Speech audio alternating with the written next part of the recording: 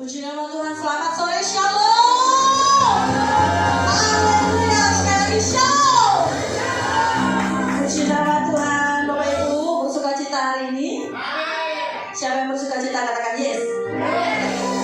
Saya percaya Bapak Ibu, kita yang hadir hari ini kita sudah mempersiapkan diri kita untuk ketemu Raja di atas segala raja, amin. Pujian penyembahan berbicara tentang hubungan kita dengan Tuhan, Bapak Ibu. Mari hari ini jangan jadikan ibadah ini sebagai rutinitas biasa, tapi buat komitmen di hadapan Tuhan pada sore hari ini. Biar Tuhan yang ambil alih seluruh hidup kita pada sore hari ini, Bapak Ibu. Kita beri yang terbaik, kita beri penyembahan kita di hadapan Tuhan yang menyukakan hati Tuhan. So tidak ada yang dapat kita lakukan lagi selain kita memberi yang terbaik di hadapan Tuhan. Dan percayalah dia Tuhan yang bertindak atas setiap hidup kita. Kami mengucap syukur Tuhan.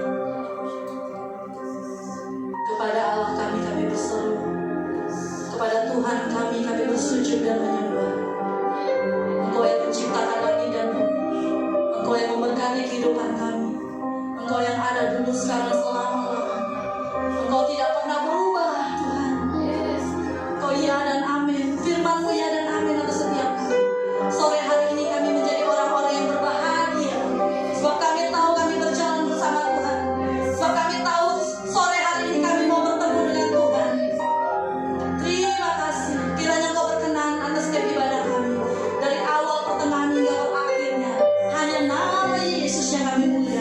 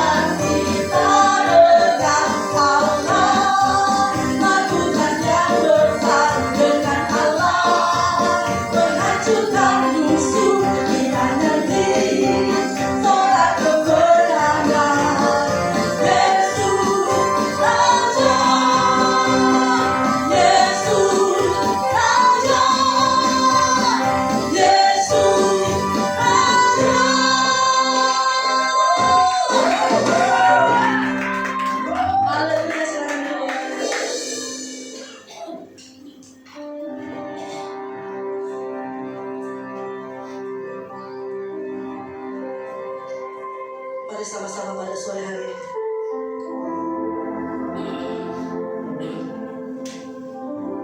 kita mau menghampiri tata kemuliaan Tuhan Bapak Ibu.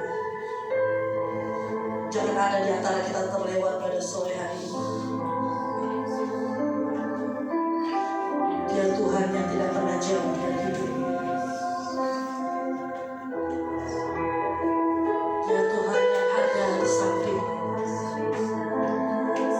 Dia Tuhan yang memegang setiap taman.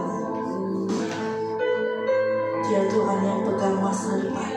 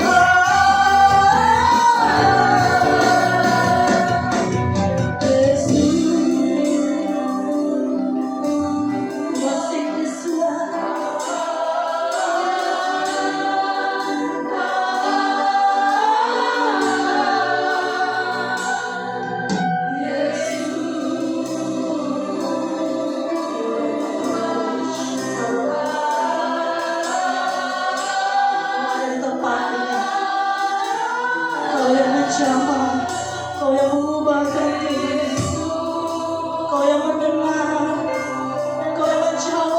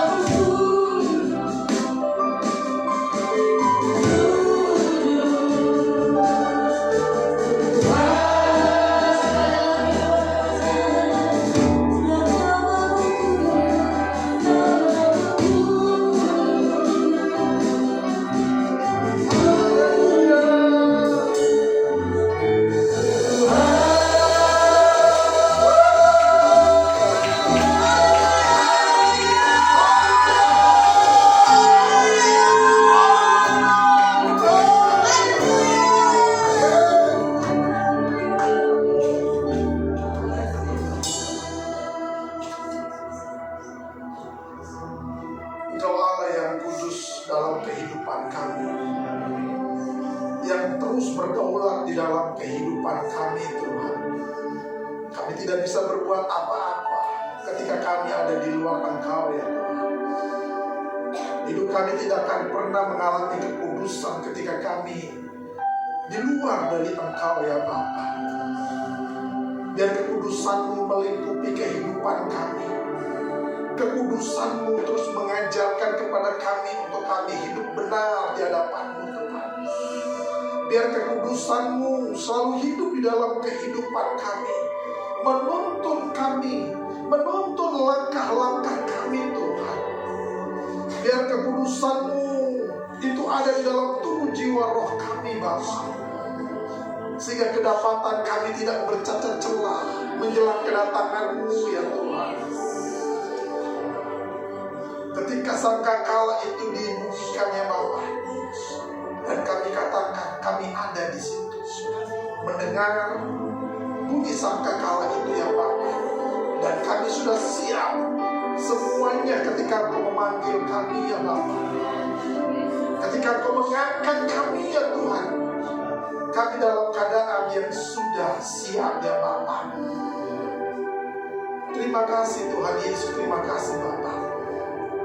Kalau sebentar kami mau duduk diam dalam hadirat-Mu, kami mau belajar tentang kebenaran-kebenaran firman-Mu Tuhan. Biar firman yang ditabur pada sore malam hari ini itu menjadi kekuatan, menjadi rema di dalam kehidupan kami Tuhan. Urapi kami semua Tuhan. Urapi kami Tuhan. Urapi hati kami. Urapi pendengaran kami Tuhan. Sehingga apa yang kami dengar hari ini, apa yang kami pelajari hari ini Tuhan, itu tertanam di hati kami Tuhan. Dan biar kami mudah dibentuk ya Tuhan. Kami gampang dibentuk oleh Engkau seturut dengan apa yang Engkau mau di dalam kehidupan kami Tuhan. Kuduskan kami. Kuduskan kami dari ujung rambut kami sampai ujung kaki kami Tuhan. Kami dalam keadaan yang kudus dan tidak bercacat celah ya Bapa. Terima kasih Tuhan. Terima kasih Bapa. Sebentar kami mau duduk diam dalam hadirat-Mu Tuhan. Berfirmanlah saat ini, karena kami sudah siap untuk mendengarkan firman-Mu, dan kami juga sudah siap untuk menjadi pelaku dari firman itu Tuhan. Terima kasih Bapa, di dalam nama Tuhan Yesus. Haleluya. Mari kita sama-sama katakan amin. Silakan duduk Bapak Ibu semua. Puji Tuhan. Shalom saudara. Sekali lagi shalom. Bagaimana kabarnya hari ini? Luar biasa. Semuanya baik? Semuanya sehat? Sehat walafiat? Puji Tuhan. Katakan kanan kirinya, saya sehat walafiat.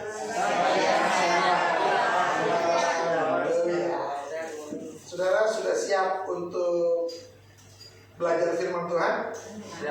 Siap ya? Hari ini kita akan belajar banyak hal saudara. Karena saya mempersiapkan materi ini dan ada sekitar 150 slide. Wow. Yang kita harus pelajari hari ini saudara. Jadi buka hati, buka pikiran, buka mata supaya kita menerima apa yang Tuhan firmankan hari ini saudara. Karena kalau kita tadi sudah menyembah Tuhan, itu kita ke Tuhan. Tapi ketika firman disampaikan, Tuhan yang ke kita. Tuhan yang bicara kepada kita. Kalau tadi dalam pujian penyembahan, kita terus yang bicara sama Tuhan, betul ya? Kita mengagungkan Dia, memuliakan namanya saudara. Tapi untuk saat ini, Tuhan yang berbicara kepada kita semua. Alkitab mengatakan begini, barang siapa bertelinga, hendaklah ia mendengar apa kata firman hari ini saudara. Saudara sudah siap? Siap. Katakan kanan kirinya, I'm ready. I'm ready. Nah, artinya tahu? Tahu ya?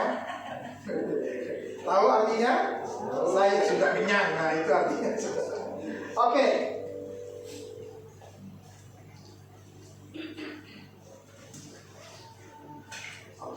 Nah hari ini kita belajar tentang satu tema, yaitu ciptaan baru versus ciptaan lama. Di dalam 2 Korintus 5 ayat 17 dibilang begini, jadi siapa yang ada di dalam Kristus, ia adalah ciptaan baru, yang lama sudah berlalu, sesungguhnya yang baru sudah datang. Katakan amin. Jadi 2 Korintus 5 ayat 17 ini jelas sekali saudara, kalau kita intonasi dari bahasa dari kalimat per kalimat. Jadi siapa yang ada di dalam Kristus, dia adalah. Nah pertanyaan gini, kalau di luar Kristus, ciptaan lama. Oke, berarti ngerti semua. Siapa penulisnya? Penulisnya itu adalah Rasul Paulus, saudara. Jadi penulis dari kitab Korintus ini adalah Rasul Paulus. Ditujukan untuk siapa? Untuk jemaat Tuhan yang ada di Korintus, saudara. Lalu di mana tempat penulisannya? Itu adanya di Makedonia, di Eropa bagian tenggara, yang berbatasan dengan di bagian selatan dengan Yunani, di bagian utara dengan Serbia, di bagian timur dengan Bulgaria, di bagian barat dengan Albania. Itu bangsa-bangsa itu masih ada? Ada ya. Lalu apa agamanya orang Korintus itu, saudara? Tentu agamanya adalah Kristen. Sama seperti kita agamanya semua apa? Kristen. Ada yang lain di sini? Yang bukan Kristen ada? Oh ya, puji Tuhan. Semuanya Kristen ya. Oke. Tujuan penulisan dari kitab Korintus ini adalah untuk memperkuat iman jemaat dan memperingatkan tentang para guru-guru palsu yang merusak ajaran Kristus yang murni dan kompromi dengan hal-hal yang duniawi. Hari-hari ini banyak sekali guru-guru palsu yang katanya nggak perlu perpuluhan, lalu katanya Yesus itu bukan Tuhan, lalu yang Tuhan itu adalah Bapa, Yesus itu bukan Tuhan, yang Tuhan itu adalah Bapa, Yesus itu bukan juru selamat, yang juru selamat itu adalah Bapa, saudara. Belum lagi pengajaran-pengajaran yang lain dari Saksi Yehova, dari Mormon, saudara, dari orang-orang Kristen, orang-orang suci di akhir zaman. Itu adalah pengajaran-pengajaran sesat yang bidang-bidang Kristen, saudara, yang terus merusak tatanan kehidupan kekristenan kita. Dan sampai saat ini pengajaran palsu itu masih ada. Kenapa? Karena ilawang dan gandum itu akan tumbuh bersama-sama. Betul, saudara? Orang jahat, orang baik itu selalu ada. Tapi kalau di gereja ini nggak ada lah orang jahat, betul ya? Semua orang baik. Amin. Kelihatan dari mukanya. Amin. Yang jahat yang di luar dulu, kalau di sini semuanya baik. Katakan kanan kiri, saya orang baik. Amin. Yang kedua, tujuan dari penulisan ini adalah untuk mengajarkan tentang kedewasaan rohani. Kedewasaan rohani dari seorang jemaat dan dari seorang pelayan Tuhan. Kenapa? Karena sering terjadi perselisihan antar sesama Kristen. Antar sama Kristen aja masih ribut-ribut tuh, saudara. Mereka masih memikirkan hal-hal yang bersifat duniawi akan kesenangan pribadinya sendiri. Jadi egois itu sangat tinggi pada waktu itu di zaman Korintus itu, saudara. Makanya mereka tidak mengalami yang namanya kedewasaan rohani. Walaupun mereka sudah lama jadi orang Kristen, itu bukan satu patokan bahwa mereka itu adalah dewasa rohani. Betul, saudara? Jadi orang yang gak dewasa rohani, sebentar-sebentar curiga. Itu dia ngomong apa tuh? Ada orang ngomong berdua, pasti ngomong. Disenggol sedikit, itu orang gak dewasa rohani. Lalu ada problem, pusing. Saudara, orang yang dewasa rohani, dia mampu mengatasi segala badai hidupnya dan tetap berdiri kokoh menjadi seorang pahlawan yang berkemenangan, saudara. Amin. Semua punya masalah? Banyak? Punya pergumulan? Banyak juga? Oke, nikmatin. Amin. Iya, kalau nggak dinikmatin mau diapain? Nggak bisa, kita nggak bisa membuang masalah itu, dan kita nggak bisa membuang pergumulan hidup itu. Yang ada, nikmati. Katakan kanan kirinya, nikmati masalah itu. Haleluya. Lalu tujuan penulisannya adalah untuk mempertahankan iman percaya jemaat Korintus kepada Tuhan Yesus di tengah-tengah peradaban kota Korintus pada saat itu, untuk mempertahankan iman mereka. Supaya apa? Iman mereka tidak terganggu dan tidak tergadaikan. Walaupun ketika saudara datang ke Pegadaian punya moto mengatasi masalah tanpa masalah. Tapi tetap aja ada masalah, saudara. Kalau lu nggak bayar, masalah itu, saudara. Jadi nggak ada, itu cuma slogan aja, saudara. Tapi ketika datang kepada Yesus, menghadapi masalah tanpa masalah, mengatasi masalah tanpa masalah, itu adanya di Tuhan Yesus, bukan di Pegadaian. Kalau di Pegadaian tetap bayar, saudara. Ada yang udah gade-gade? Oh ya, itu itu berarti masih hidup semuanya, saudara. Amin. Selayak pandang kota Korintus, karena ketika kita mau belajar dari 2 Korintus itu, kita harus belajar dulu. Ini kota Korintus ini apa? Siapa? Bagaimana bentuknya? Modelnya seperti apa ini Korintus ini? Apakah sampai sekarang masih ada? Masih. Letaknya adanya di Yunani, saudara. Nah, Korintus adalah kota pelabuhan seperti apa? Tanjung Priok, saudara. Jadi Tanjung Priok itu adalah Korintusnya masa ini. Kota transit bangsa-bangsa, salah satu kota besar pada zaman imperialisme Romawi. Ini adalah kota Korintus, saudara. Makanya, saudara, ketika ada di Tanjung Priok, kota pelabuhan, kota transit, bangsa-bangsa banyak di sini. Betul, saudara? Itu dari Mesir, dari ini bawa kontainer banyak, saudara, ke sini. Betul?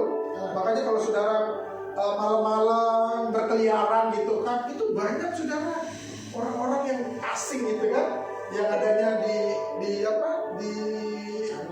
pelabuhan itu, saudara. Letaknya sangat yang strategis, membuat kota Korintus menjadi pusat perdagangan yang terkenal pada masa itu, serta membuat kota itu menjadi kota yang sangat kaya. Betul? Di kota Korintus nih, status sosial seseorang berkaitan dengan kondisi ekonominya. Kalau dia kaya, berarti gue oke. Kenapa? Orang yang dekat-dekat sama pelabuhan Tanjung Priok itu pasti orang kaya, saudara. Amin. Semua pengusaha, semua, betul ya? Ibu Nela pengusaha. Siapa lagi? Ibu Esther juga pengusaha. Kak Ance pengusaha. Iya, Pak Yos wira swasta. Iya kan? Terus siapa lagi? Pak Leo jauh Cibubur. Bu Niken itu pengusaha catering. Jadi saudara kalau ada yang mau nikah, sudah ada cateringnya. Ibu Niken catering. Nah, itu betul. Ya Bu ya? Amin. Apa itu? Oh ya, kasih tepuk tangan dulu lah. Jadi Bapak Ibu, siapa yang mau nikah, anaknya mau nikah, datang ke sana ke Ibu Niken untuk pesan-pesan catering. Amin. Jadi kalau lapar hari ini, jam-jam kerja lapar, datang ke Ibu Nela. Ya Bu ya? Nanti dia di syuting. Terima kasih. Jadi semua berusaha. Jadi status sosial seseorang itu berkaitan dengan kondisi ekonominya, saudara. Kenapa? Ini menjadi pusat perdagangan. Tanjung Priok itu keren, saudara. Amin. Itu Korintusnya masa kini. Semua lalu lintas dan perdagangan harus melalui Tanjung Priok, gitu kan? Dalam perjalanan dari utara ke selatan maupun barat ke timur, baik melewati jalur darat ataupun laut, orang Tanjung Priok adalah orang-orang kaya. Coba datang ke Jakarta Selatan, ada nggak kontainer yang lewat? Saudara, kalau jam-jam hari-hari kerja, datanglah ke Tanjung Priok, pasti macet. Kenapa? Karena isinya kontainer semua. Apa isi kontainer itu? emas, berlian, belum mobil, ya kan, mobil tumpuk-tumpuk, belum lagi apalagi motor. Wah, semuanya ada tadi Priok.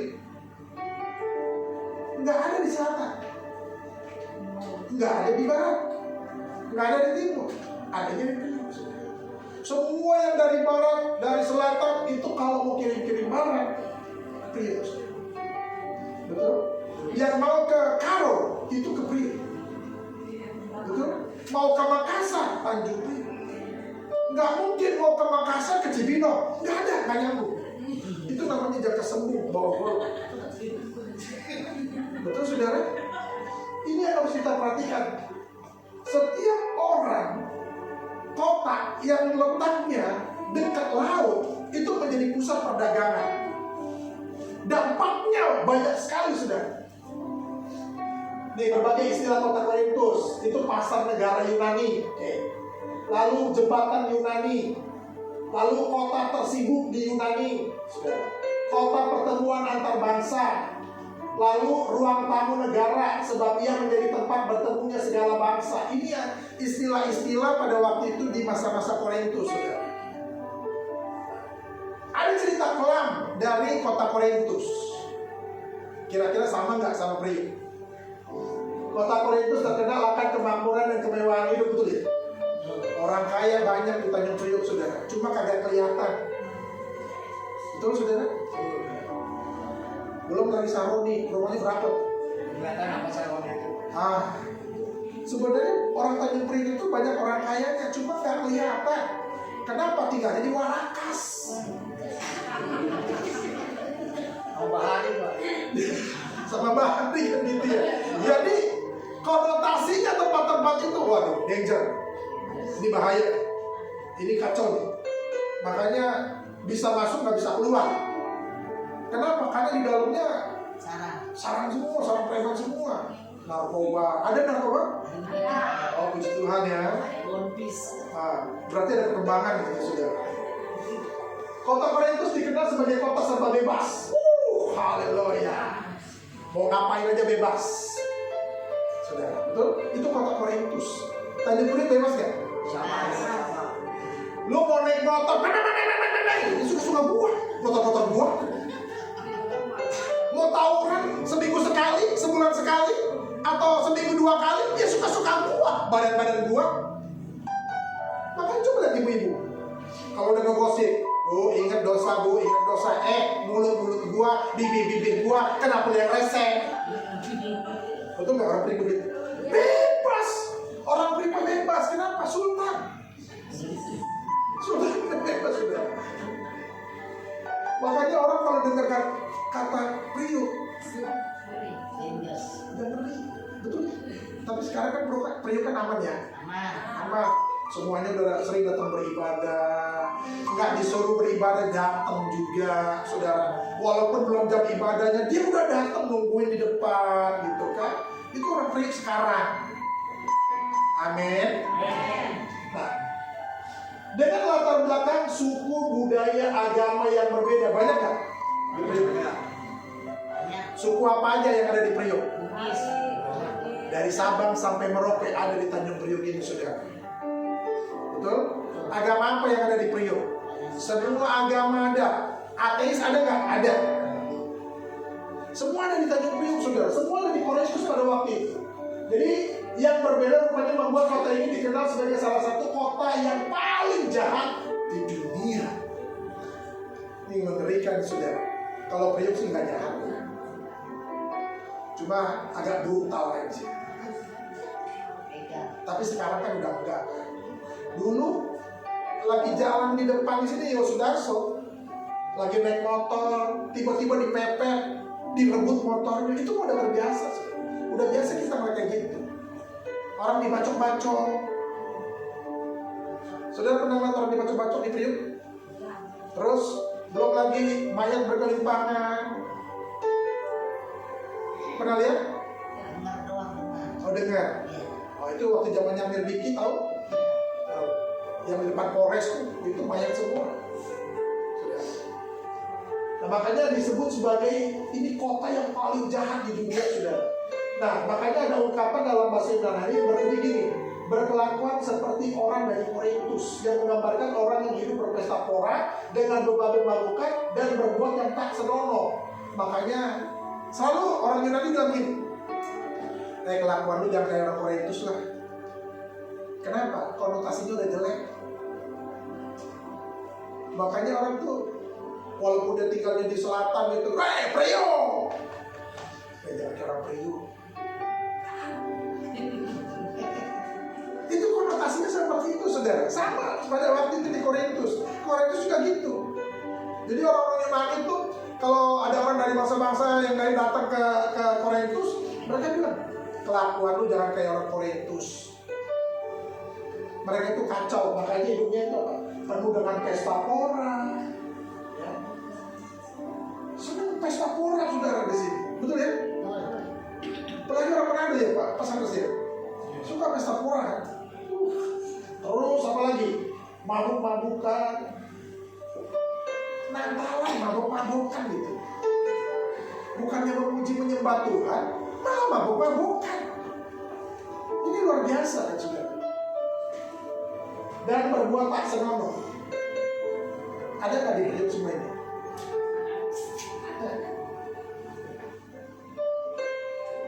Selain itu, kota Korintus juga dikenal memiliki banyak kuil-kuil penyembahan berhala.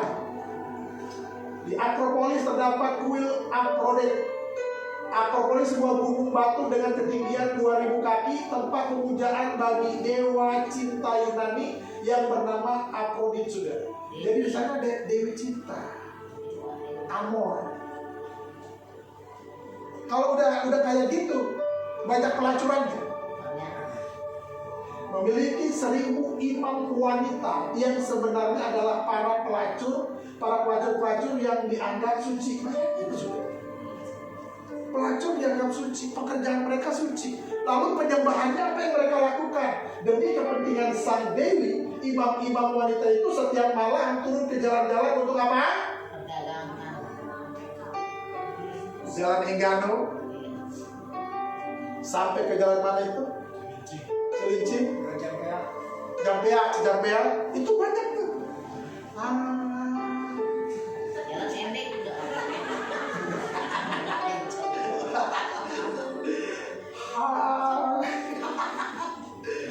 Saudara, ya kalau malam-malam ya sering-sering datanglah keluar, lihat situasi dan kondisi Tanjung Priok, saudara. Itu rame banget tuh perdagangan wanita di situ, betul? Para pelacuran, saudara. Dulu terkenal banget itu, ada keramat tunggal kan gitu ya.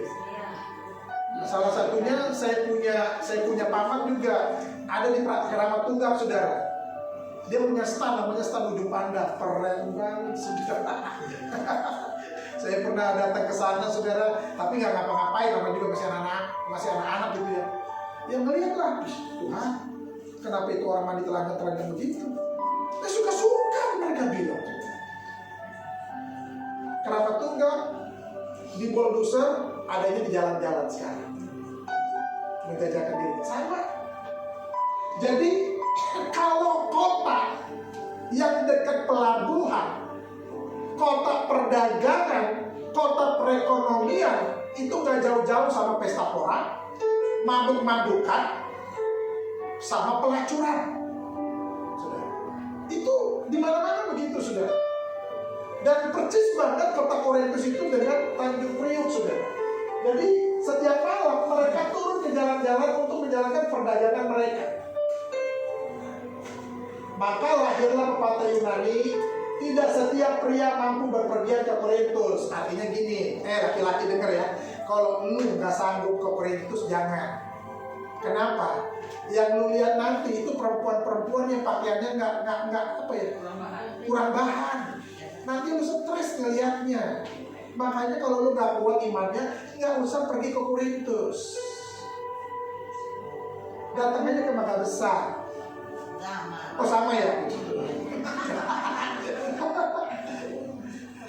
Jadi mereka bilang begitu, kalau laki-laki nggak kuat imannya, jangan pernah pergi ke Korintus. Kenapa? Karena lu akan melihat banyak perbuatan-perbuatan mesum yang terbuka, yang berkembang subur di Korintus. Nah, para pelaut dan pedagang asing yang berdatangan dari ujung-ujung bumi datang untuk menikmati para wanita pelacur itu. Ada di sini? Tadi beliau? Ada. Para pelaut asing? Banyak. Sepanjang jalan Cijampea itu semuanya diskotik. Lalu masuk ke jalan Enggano, seberang sana seberang sini semuanya diskotik sudah. Orang bebas sekali. Jadi pada akhirnya Korintus menjadi kota kemewahan dan sekaligus kota mesum yang penuh dengan kenajisan. Itu sebabnya gereja ada di tempat ini untuk apa? Berdoa untuk kota. Pada waktu itu ada nggak sih gereja di sana? Oh ada. Karena mayoritas mereka Kristen, saudara. Pasti ada gereja. Tapi di luar gereja kelakuannya seperti itu, saudara. Makanya Rasul Paulus itu jelas. Nah, dapat tantangannya dari luar nih. Di pelayanan Rasul Paulus di kota Korintus, tantangan dari luar. Pelayanan yang sangat menantang karena Pak Rasul Paulus berhadapan dengan kesombongan, kemewahan, kenajisan, ketidakkudusan, kejahatan, pelacuran, pengajaran dari guru-guru palsu. Itu tantangan dari luar, saudara. Lalu tantangan dari dalam apa? Sering terjadi perselisihan antar jemaat yang tidak dewasa rohani, bahkan pelayan gereja yang tidak dewasa rohani dan sombong. Itu terjadi di sana, saudara. Makanya tantangan dari luar, tantangan dari dalam itu dihadapi oleh Rasul Paulus, saudara. Jemaat yang masih berpikiran duniawi bahkan mengikuti gaya hidup duniawi, hidup dalam keegoisan dan selalu memikirkan kesenangan diri sendiri. Makanya tantangan dari dalam itu dia lakukan apa? Untuk penguatan iman para jemaat, saudara. Kenapa? Tantangannya dua arah, dari luar sama dari dalam. Dari luar udah jelas banyak kenajisan, dari dalam nggak dewasa rohani. Nah, saudara ngerti ya dewasa rohani ya? Nggak dewasa rohani, saudara sebentar-sebentar ngambek, sebentar-sebentar nggak disalamin marah. Ih, gue males sama Pak Iksan, gue nggak disalamin tadi. Besok-besok nggak ke gereja lagi. Kadang-kadang yang namanya kan orang banyak. Pak Pendeta, salam.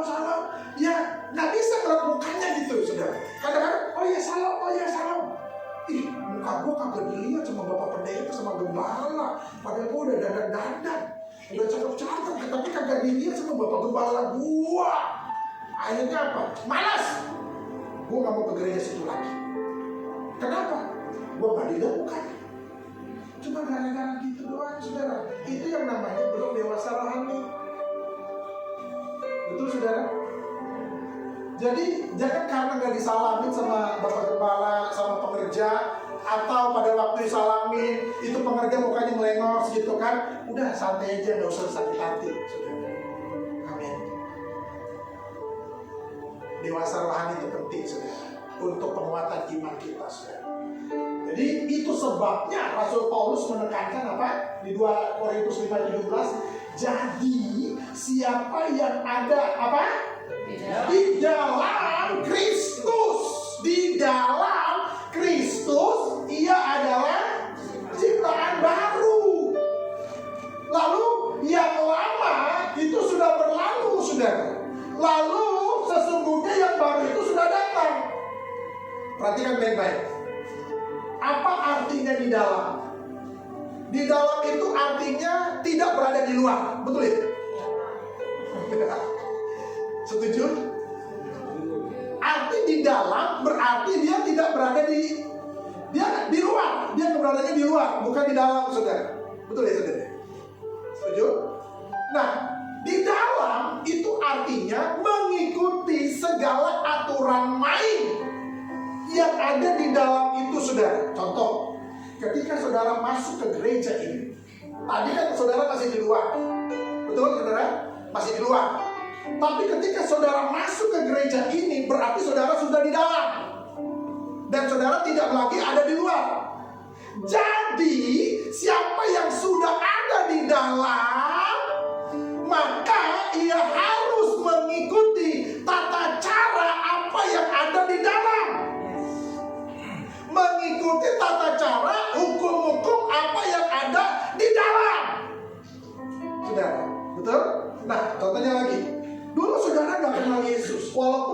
punya agama namanya Kristen. Tapi kebanyakan Kristen kita adalah Kristen keturunan. Betul? Kristen ikut-ikutan. Lalu ada namanya Kristen ornamen. Kristen yang ya pokoknya yang ada benda-benda yang dianggap suci gitu kan. Lalu ditaruhlah di sini, ditaruh sini. Lalu ada salib, saudara. Itu adalah Kristen ornamen. Makanya orang yang ada di dalam Kristus, dia harusnya tahu sudah dibaptis gitu kan, berarti dia sudah ada di dalam. Siapa yang sudah di dalam Kristus, berarti dia harus mengikuti segala aturan main yang ada di dalam Kristus. Itu sebabnya dikatakan sudah jadi ciptaan baru. Kenapa? Karena sudah tidak lagi ada di luar. Dengan kelakuan-kelakuan yang di luar, suka-suka hidupnya, hal-hal yang duniawi nempel banget sama kita ketika kita di luar. Ya kan? Tapi ketika kita di dalam, stop semuanya. Ini aturanku, kata Tuhan. Ini ada firmanku. Ini ada sabda. Berarti semuanya harus kita ikuti. Ada perubahan gak ketika kita di dalam Kristus? Harusnya ada. Betul saudara? Harusnya ada. Karakter kita, tabiat lama kita, gaya hidup lama kita, pola pikir lama kita, kelakuan lama kita, saudara, harusnya berubah. Kenapa? Siapa yang sudah ada di dalam Kristus, dia harusnya banyak mengalami perubahan. Kalau dia bilang bahwa saya sudah ada di dalam Kristus, tapi gaya hidupnya masih gaya hidup di luar, berarti dia belum terima Yesus. Kenapa? Karena orang yang sudah terima Yesus seutuhnya, dia harus mengalami banyak perubahan, saudara. Amin. Pola pikirnya harus banyak mengalami perubahan. Sampai sini ngerti, saudara? Jadi banyak orang Kristen yang masih di luar Yesus, saudara. Cuma KTP-nya dia yang Kristen. Nanti kalau dia mati, yang masuk surga adalah KTP-nya. Orangnya ketinggalan di neraka, saudara. Ini jangan sampai terjadi. Makanya dikatakan begini, ia adalah ciptaan baru, saudara. Di dalam itu ada Kristus, ada ciptaan baru. Yang lama sudah berlalu, yang baru itu sudah datang. Maka yang di dalam itu artinya gini, sudah. Yang tadi saya katakan, berarti dia tidak lagi berada di luar. Dia tidak lagi berada di luar. Lalu kalau dia sudah ada di dalam, menjadi apa yang ada di dalamnya. Karakternya, sifatnya, tabiatnya, moralnya, etikanya, dan kesukaannya itu harus mengikuti aturan apa yang ada di dalam. Saudara pernah masuk ke istana negara? Oh, kasihan. Ya sudah, nggak usah dibahas. Saudara pernah masuk ke apa itu namanya, ke salah satu kantor, nggak usah kantor, RT atau RW, pernah? Ya kantor RW ya, kantor RW atau ya kantor RW. Peraturannya apa? Nggak boleh pakai celana pendek, harus rapi. Tapi kalau saudara datang ke kantor RW, ini kantor RW loh, lalu datang memang kampus sama pakai celana pendek gitu kan, kira-kira diterima apa disuruh pulang? Itu orang baru masuk kantor RW. Bagaimana akhirnya kalau kita masuk di dalam Kristus, saudara? Segala aturan-aturan main yang ada di dalam Kristus itu harus kita ikutin semuanya, saudara. Amin. Mengikuti hukum-hukum Allah di dalamnya. Apa hukum Allah? Kasihilah sesamamu manusia. Kasihilah Tuhan Allah. Kasihilah sesamamu manusia. Dan ini satu paket. Kalau kita mengasihi Tuhan, berarti kita mengasihi sama. Artinya apa? Tidak boleh membenci. Amin. Amin. Katakan kanan kirinya, aku nggak benci kamu. Cuma sebel aja sama lu. Kenapa? Itu udah satu paket yang nggak bisa dipisahkan. Enggak, gue maunya mengasihi Bapak aja. Enggak, dia mah nyebelin. Nggak bisa. Kalau kita sudah di dalam Kristus, maka kita mengikuti segala alur mainnya Tuhan, mengikuti jejak-jejaknya Tuhan. Itu karena kita sudah di dalam. Tapi kalau kita masih di luar, berarti kita belum kenal Yesus. Bahkan kita disebut sebagai bukan pengikut Yesus. Tapi kita disebut sebagai orang apa? Yang ngeliat-liat Yesus, tapi bukan jadi pengikut. Understand? Oke. Di dalam siapa kita? Pastinya di dalam Yesus, saudara. Karena 2 Korintus 5 ayat 17 ini berbicara di dalam Kristus. Artinya kalau kita tahu kita berada di dalam Kristus, berhenti kelakuan lama. Amin. Kalau kita tahu aku berada di dalam Kristus, berhenti moral dan etika yang lama. Karena kita harus dipaksa mengikuti aturan mainnya Tuhan. Kalau kita nggak bisa mengikuti aturan mainnya Tuhan, maka kita akan keluar. Amin. Jadi ingat saudara, orang Kristen belum tentu mengenal Tuhannya. Orang Kristen belum tentu dia mengikuti segala aturan mainnya Tuhan. Pak, saya kan udah dibaptis. Orang yang dibaptis belum tentu mengenal Tuhannya. Kalau kita nggak di dalam, nggak terjun 100% kepada Yesus kita, maka kita hanya sekedar orang-orang yang hanya melihat Yesus, saudara. Cerita-cerita tentang Yesus, tapi pada dasarnya kita nggak kenal Yesus, nggak mengenal karakter Yesusnya, saudara. Amin. Lalu apa yang dimaksud ciptaan baru? Karena dampaknya akan dari ciptaan baru, saudara. Yang tadi, kalau kita sudah di dalam Kristus, kita menjadi ciptaan. Ini dampaknya. Nah, kalau kita menjadi ciptaan baru, perhatikan baik-baik. Apa yang dimaksud dengan ciptaan baru? Menjadi sesuatu yang baru, Mary yang baru, Jimmy yang baru, Esther yang baru, Kak Uli yang baru, Nela yang baru, Pak Yos yang baru. Semuanya baru, sudah. Kenapa? Ciptaan baru.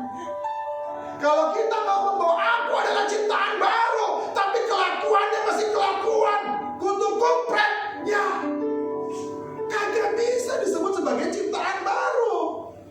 Oke, aku ciptaan baru, tapi gaya lama.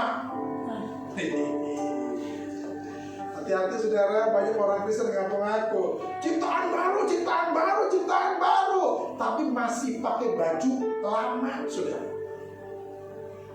Ini yang harus kita perhatikan baik-baik. Buang baju yang lama itu, pakai jubah Kristus. Amin. Lalu dibilang begini, apa yang dimaksud ciptaan baru? Dia tuh pernah menjadi atau pernah hidup dalam kehidupan yang lama, betul? Kita semua pernah hidup dalam dunia kegelapan, hidup di dalam pesta pora, mabuk-mabuk, hidup suka-suka, saudara, betul? Tapi hari ini kita menjadi ciptaan baru. Ciptaan baru. Alkitab mengatakan hidupku bukannya aku lagi, tapi Kristus yang hidup di dalam aku. Kalau kita tahu bahwa Kristus hidup dalam aku, kira-kira ada perubahan nggak?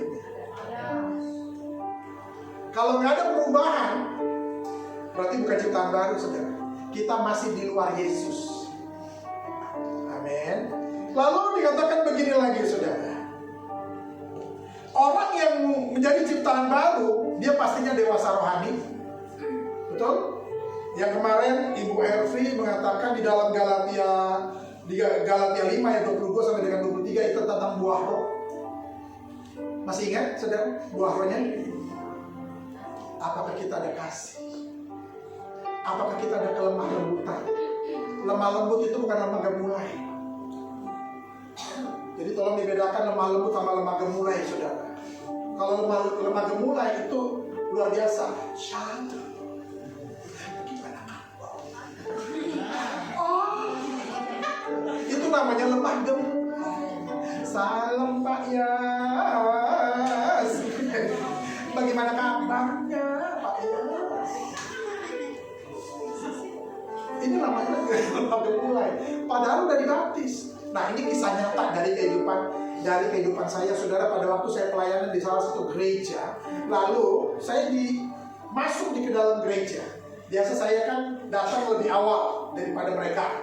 Nah, disambutlah sama usher. Ushernya anak muda, ganteng, tinggi, saudara, putih, bersih, pokoknya cakep lah. Gitu. Kalau perempuan mah cantik. Ya kalau perempuan kan cantik. Laki-laki ganteng banget tuh anaknya. Pas nyambut saya, salam Pak Pendeta. Saya jadi agak kacau ini waduh. Saya kan pas duduk di belakang. Pak Pendeta, jangan duduk di belakang, duduk di depan. Emang begini kayaknya saudara, duduk di depan. Sambil dia agak goyang-goyang dikit lagi, ada ngepelnya. Lalu dia nganterin saya ke depan lah. Di sini tempat duduk Bapak Pendeta, silakan duduk. Lalu saya panggil dia. Lu laki-laki tulen kan? Iya Bapak Pendeta. Masa itu cewek? Kan laki-laki tulen kan dia. Dia bilang saya laki-laki tulen. Terus kenapa lu begitu modelnya? Ya nggak tahu Pak Pendeta. Habis dibaptis saya langsung begini. Ini yang salah airnya.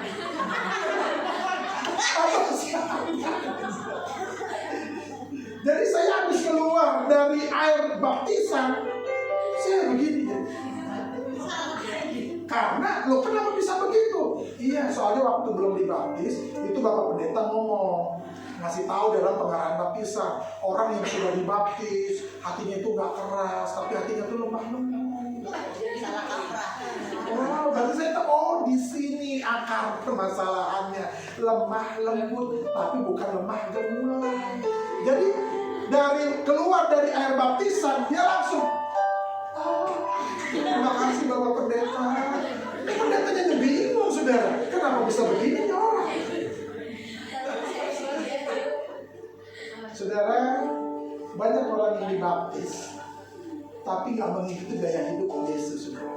Padahal arti baptisan itu sebenarnya kita sudah mati. Makanya saya kalau membaptis orang agak lama. Jadi saudara, Bapak Ibu yang belum dibaptis sama saya aja. Biar saya doanya agak lama juga, saudara. Saya tenggelamkan dia. Kita doakan dalam nama Yesus. Karakter lama kamu mati, kamu dikubur bersama dengan Yesus. Tabiat lama kamu mati, moral dan etika lama kamu yang lama mati, semua gaya hidupmu yang lama itu mati, dan matilah kau juga. Karena memang agak lama. Jadi Bapak Ibu, anak-anak muda yang belum dibaptis, sama saya aja nanti. Sampai ke surga langsung. Saudara, kalau kita memaknai arti baptisan, kita itu udah mati sebenarnya. Mati apanya? Mati gaya hidup lama kita. Sudah selesai. Iksan yang lama sudah innalillahi. Lalu yang baptis siapa? Iksan yang baru, ciptaan yang baru, saudara. Dengan gaya hidup yang baru, sabar. Ada orang yang marah-marahin, ada orang yang fitnah, sabar. Ada orang yang jelek-jelekin, sabar. urusan yang baru. Jadi nggak balas kejahatan dengan kejahatan. Kalau dulu lu jual gue beli. Kalau gue gak bisa hajar lu, gue masih bisa pakai orang-orang untuk hajar lu. Wah, kan gitu ya, keren ya. Cinta ditolak, dukun bertindak. Kalau sekarang kan enggak, cinta ditolak, ngomong sama bapak. Bapak, tutup hatinya dia. Masa sih? Ya kamu sama bapaknya gitu. Bapak, aku mau kawin, mau nikah, tapi gak punya duit. Bagaimana dong? Kirimin ke duit. Nah, namanya anak sama bapaknya kan ngomongnya begitu sudah. Bapak ibu kan punya anak. Apakah anak-anak ibu pada waktu minta uang sama bapak ibu, dia pakai puisi? Bapakku yang baik. Begitu luar biasanya kok bapak. Ganteng kali kok bapak. Dahsyat kali kok bapak. Atau bekerja siang dan malam untuk menghidupi anak-anakmu ini bapak. Bagi duit dong. Ada yang kayak gitu saudara. Anak-anak kita kalau minta duit, Pak, duit. Dia kan bergaya-gaya dengan kita kan, duit. Anak-anak saudara ada kan? Gaya mereka punya minta duit kan ada aja kan? Ada kadang kasih ngamuk, sampai tangganya bisa diangkat saudara. Kenapa? Ya itulah gaya anak kita. Begitu pula kita sama Tuhan. Ciptaan baru itu dekat sama bapaknya. Karena bapak suka dengan ciptaan yang baru. Karena dia sudah di dalam Kristus. Nah kalau dia katanya sudah di dalam Kristus, sudah dibaptis, ciptaan baru, tapi masih gaya lama. Tekok. Yang ini baik, yang ini baik. Tekok.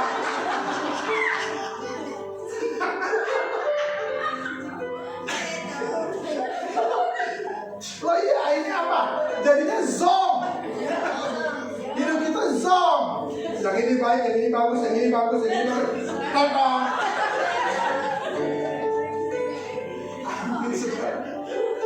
Itu artinya di dalam. Lalu yang kedua, yang lama sudah berlalu. Masa lalu biarlah berlalu.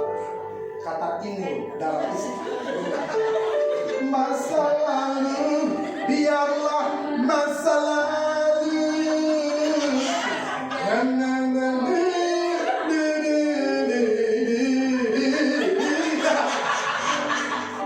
Itu masa lalu. Itu aja tahu. Masa orang Kristen nggak tahu? Kalau udahlah, yang udah lama udah selesai. Sekarang tampilan yang baru dengan gaya hidup yang baru, bukan bajunya yang baru. Ih, lu selama ikut Yesus baju lu baru terus ya, keren banget lu. Ya iya dong, ciptaan baru. Kan kata Pak Iksan mengenakan yang baru, baju baru. Bukan itu, hatimu yang baru, rohmu yang baru, pikiranmu yang baru, bukan baju. Baju mah kamuflase saudara. Itu hanya topeng. Itu saudara yang bisa dilihat oleh semua orang. Keren banget loh dia, keren banget. Tapi hatinya yang beres. Makanya kan Alkitab bilang begini, carilah dahulu kerajaan Allah dan kebenaran. Artinya apa? Masalah rohani dulu diberesin. Kalau rohaninya beres, jasmaninya pasti beres. Jasmani beres, belum tentu rohaninya beres. Saudara lihatlah sekarang di televisi, di YouTube. Secara rohani, kayaknya gimana gitu kan. Jasmaninya. Makanya jangan heran. Saling menghujat, saling memfitnah. Itu udah terjadi seliweran tuh di mana-mana tuh saudara. Dan gak menjadi pendidikan yang sehat bagi anak-anak kita saudara. Makanya anak-anak kita kan gampang aja ngomongnya kan. Ingat waktu zamannya Ahok, anak-anak kecil bilang apa? Bunuh si Ahok, bunuh si Ahok sekarang juga. Anak kecil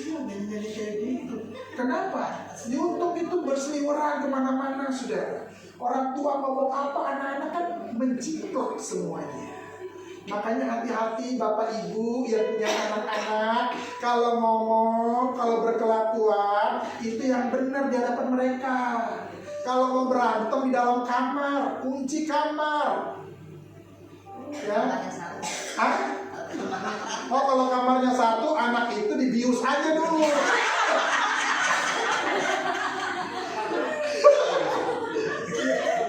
Kalau pajakannya bilang apa, kasih apa? Obat apa? CTM. CTM berapa black begitu kasih. Jadi saya pernah ribut sama istri saya. Tapi ributnya itu di dalam kamar, kita kunci. Mau kemana lu lari? Ayo. Saya mau lari juga nggak bisa kan? Kuncinya udah kita buang. Ayo, nggak bisa kawan-kawan kan? Yang ada saya perkosa. Selesai permasalahan saudara. Karena cuma itu yang diminta.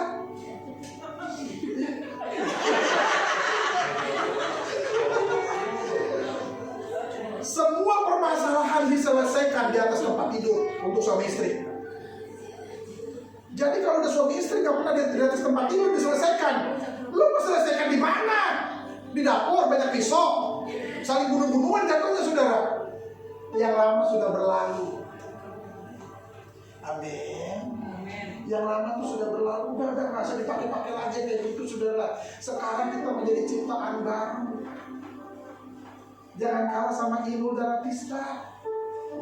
Dia tahu saudara. Jangan ingat-ingat lagi masa lalu, masa purbakala.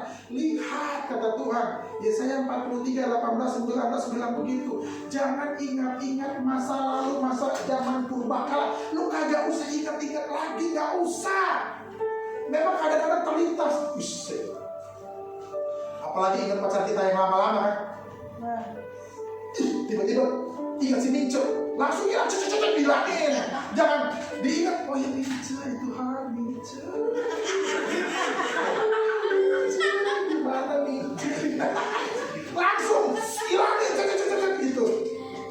Orang pernah bilang begini, burung boleh aja terbang-terbang di atas kepala kita, ya betul ya? Tapi jangan pernah bersarang di atas kepala kita. Udah bersarang, bertelur, berak. Hancur banget hidup kita kan saudara. Ayo, yang lama sudah berlalu. Katakan kanan ringan, yang lama sudah berlalu. Amin. Sekarang muncul ya, yang baru sudah datang. Apa tuh yang baru? Karakter baru. Hidup di dalam Yesus, saudara. Sungguh-sungguh hidup dalam Yesus. Melayani sungguh-sungguh, bekerja dengan sungguh-sungguh, membangun rumah tangga sungguh-sungguh, mendidik anak-anak dengan sungguh-sungguh, saudara. Amin. Kalau enggak, ya kita kayak jadi ciptaan baru. Yang baru itu nggak datang-datang, saudara. Kenapa? Karena yang lama masih kita pegang. Yang lama masih ada, yang baru nggak bisa masuk dong. Betul saudara? Makanya iblis itu akan terus merusak kita. Pokoknya kita nih nggak boleh seperti Kristus. Nyanyian yang ku mau sepertimu Yesus, disempurnakan selalu. Itu iblis gak suka kalau kita nyanyi kayak gitu. Iblis berusaha mengaborsi keimanan kita. Iblis berusaha untuk menghancurkan keimanan kita. Supaya apa? Kita pakai model-model lama kita, gaya-gaya lama kita. Itu yang mau iblis, saudara. Tapi yang Tuhan mau, yang lama itu sudah selesai, yang baru itu sudah datang. Ayo kita sambut Yesus masuk ke dalam hati kita. Masuklah Yesus ke dalam pikiranku. Masuklah Yesus dalam kehidupanku. Berdaulatlah sepenuhnya dalam kehidupanku, Yesus. Masuk, saudara. Makanya Yesus pernah bilang di kitab Wahyu, aku mengetuk pintu. Betul? Pernah baca itu? Aku mengetuk pintu, tetapi nggak dibuka-buka. Kenapa? Karena kita mempertahankan gaya lama kita, saudara. Amin. Makanya Rasul Paulus itu menegaskan, jadi siapa yang ada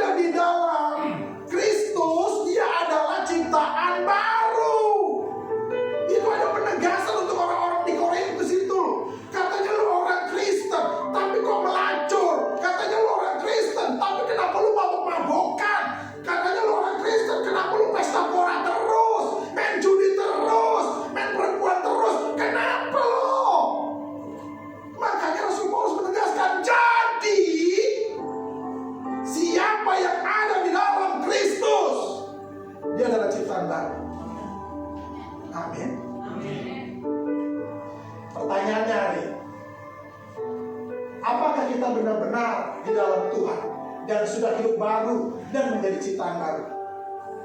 Nggak usah dijawab, saudara. Saudara jawab di rumah dalam doa-doa saudara. Kalau saudara belum kedapatan, bukannya belum cipta baru deh. Doa minta, Tuhan, masuklah dalam hatiku, masuklah dalam kehidupanku, berdaulatlah sepenuhnya, berkuasalah dalam hidupku Tuhan. Kenapa? Karena kita berusaha untuk berkuasa atas hidup kita. Jadi Yesus ketuk pintu gak didengar, saudara. Padahal Yesus ketuk pintu, ayo kita buka hati kita untuk Tuhan. Amin, saudara.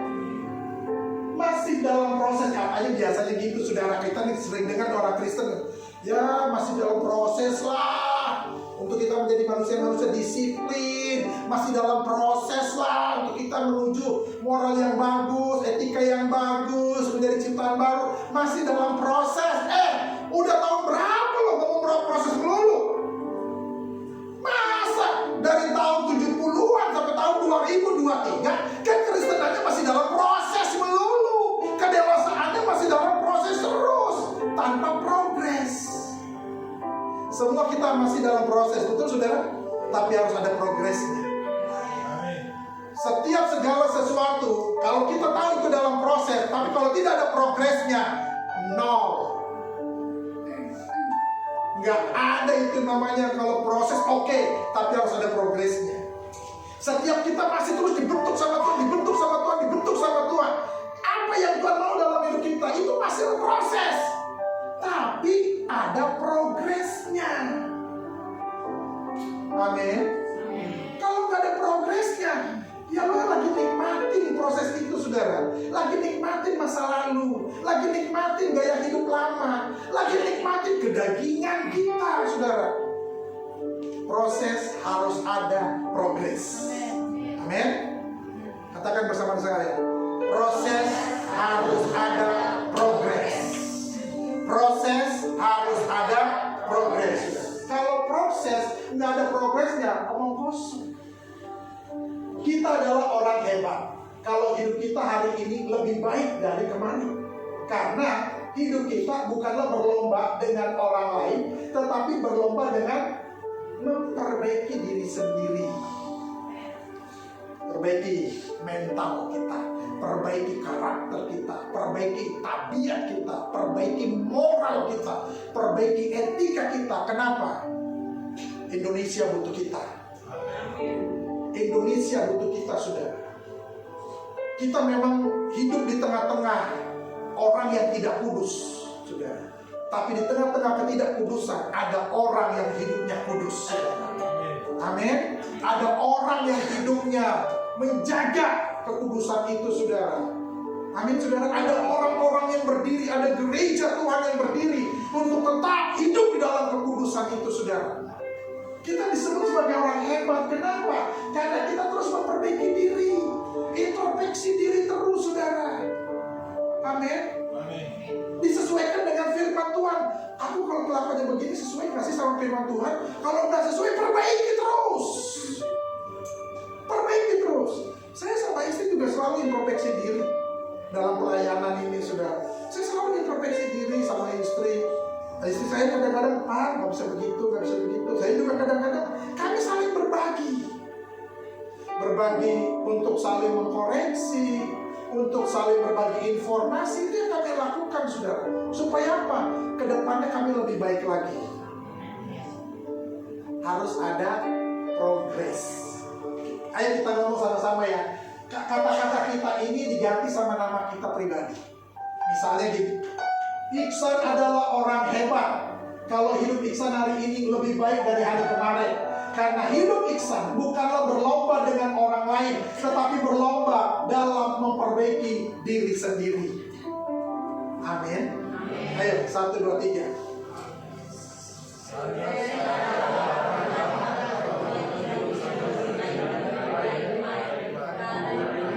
Tunggu. Ini disuruh ngomong. Bukan,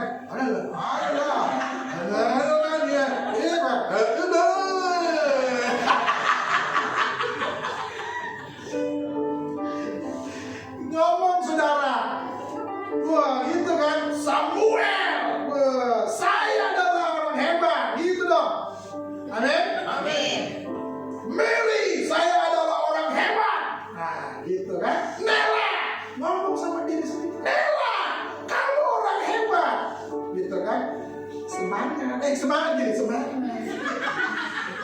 sama kiri. Oke. Oke. 1, 2, 3. Ayo, 1, 2, 3.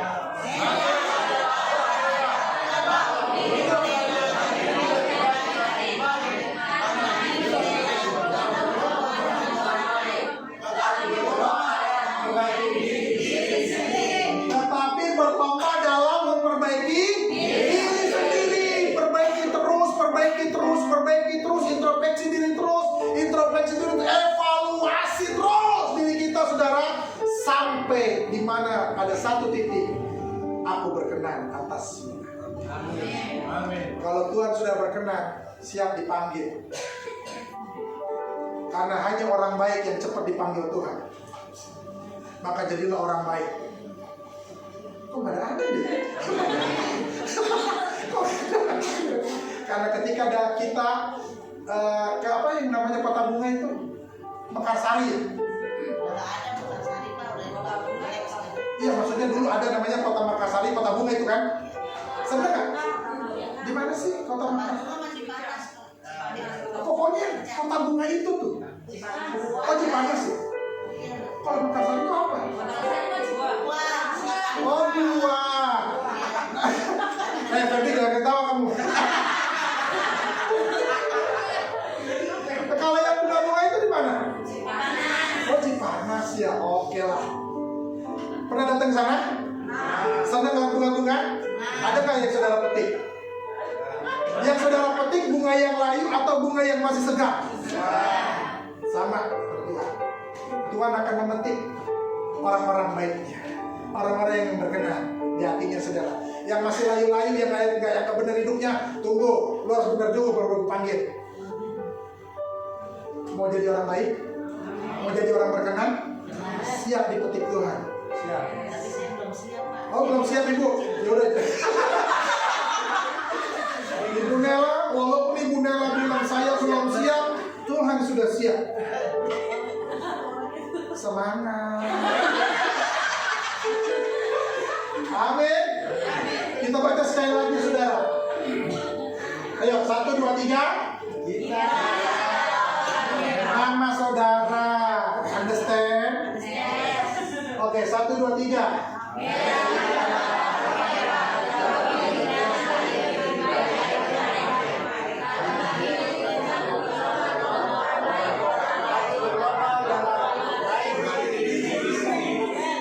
Perbaiki diri terus. Proses harus ada progresnya.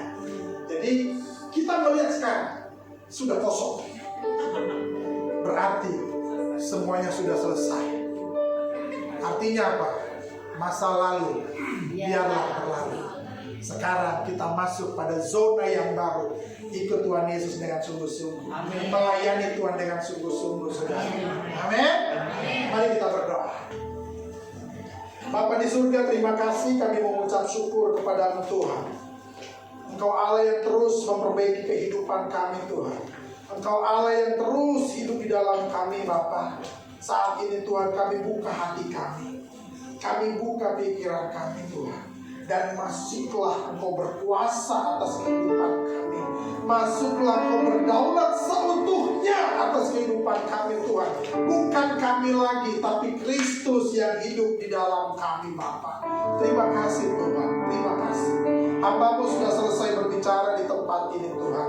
Tapi hamba percaya bahwa Engkau Allah yang terus berbicara kepada kami semua, ya Tuhan. Terima kasih, Bapa. Di dalam nama Tuhan Yesus. Haleluya.